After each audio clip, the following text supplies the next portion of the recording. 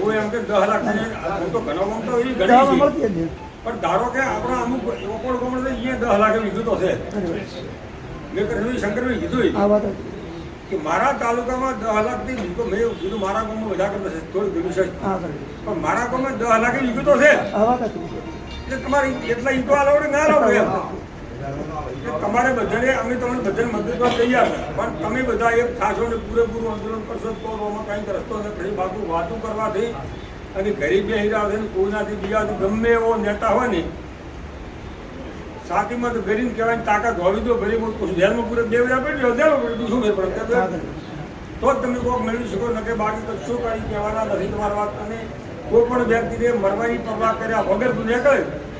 બધી મરવા ગાડી નીકળે ને આંદોલન કરી આઝાદી કરવા આવે કે અંદર તો અમૃત કે દાડા ભાઈ પણ એને નથી મરવું છે દેશની મારે આઝાદ કરો કર્યો કે નથી 552 રજવાડા કે એક હજાર લીધા છીએ ભલે લીધા છે એ તો મરવાની પરવા કરાય ગતિ ગમે મેળવી કે તમે મનારને ડોળથી બીજો કોઈ શકતા નથી કે તમારું વર્તન ચાલે સાહેબ કહું છું કે તમારી તાકાત ભાવ તમને બીજો રોલ હાર્દિક પટેલ લડ્યો ને લગભગ 40 છોકરા મળી ગયા તો 10% અનામત તો લીધી ને એ છોકરા મર્યા તો લીધી કે એમને વાળો હોય તો બે ખેડૂત મરી જાય તમારે લાભ હોય